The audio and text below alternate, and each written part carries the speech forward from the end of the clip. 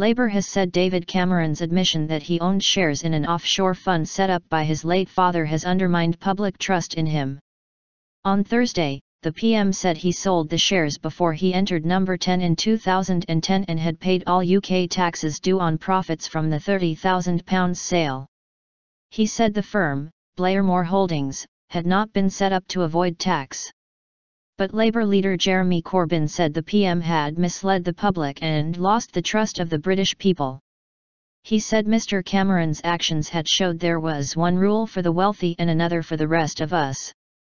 After years of calling for tax transparency and attacking complex offshore tax arrangements as morally wrong, the Prime Minister has been shown to have personally benefited from exactly such a secretive offshore investment, he said.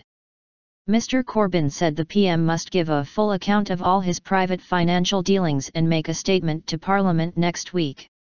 He also accused the government of connivance with tax havens and refusal to take serious action against tax avoidance and evasion, leading directly to public spending cuts.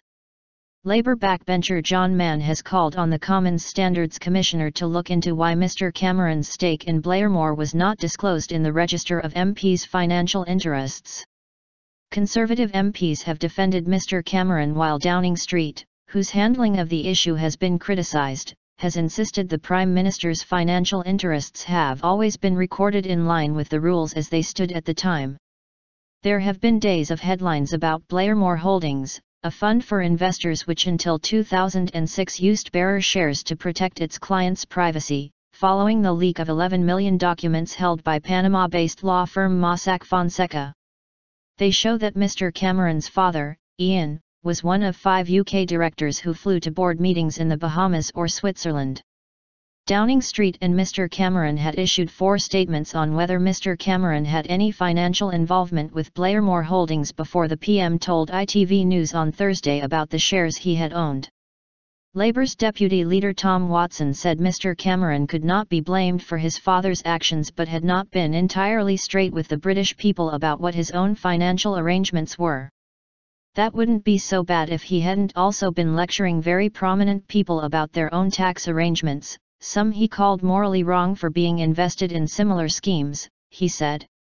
What Cameron said when asked on Monday whether she could confirm that no family money was still invested in the fund, Mr. Cameron's spokeswoman said, "That is a private matter." Then in an interview on Tuesday, Mr. Cameron said, "I have no shares, no offshore trusts, no offshore funds, nothing like that. And, so that, I think, is a very clear description."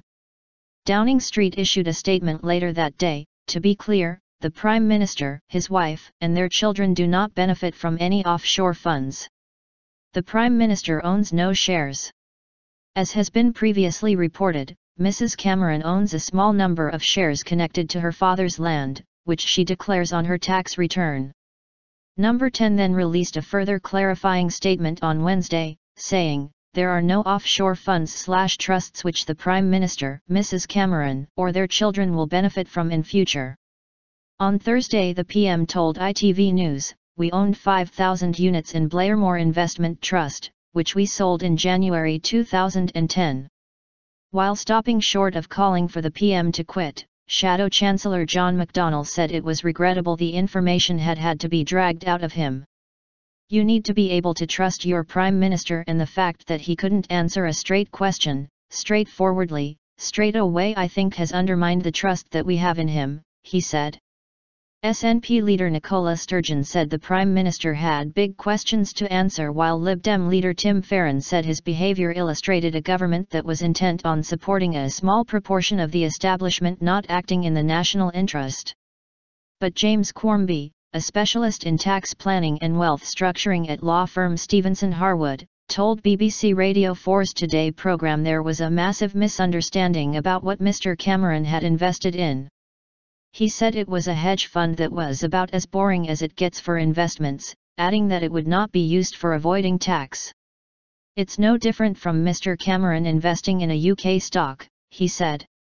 Foreign Secretary Philip Hammond said the Prime Minister had acted quite properly and done everything that could be expected of him. Speaking on any questions on BBC Radio 4, Defense Secretary Michael Fallon said Mr. Cameron had done nothing at all improper and had the fuller questions been asked of him earlier in the week then it might all have been neater. Conservative Bernard Jenkin, chairman of the Public Administration Select Committee, said Number 10 had clearly mishandled the issue. I don't know who's been advising, but it clearly would have been much better if a much cleaner breast of all the facts had been made right at the outset, he told Radio 4's World at 1. Business Minister Nick Bowles said with the benefit of hindsight it might have been better if the PM had revealed details of his shareholdings when the allegations first surfaced on Monday, but he understood Mr. Cameron's natural human instinct to rally round his father. Nothing to hide. In his interview on Thursday, Mr. Cameron told ITV News, I don't have anything to hide. I'm proud of my dad and what he did and the business he established. I can't bear to see his name being dragged through the mud. Mr. Cameron said much criticism was based on a fundamental misconception that Blairmore was set up to avoid tax. It wasn't.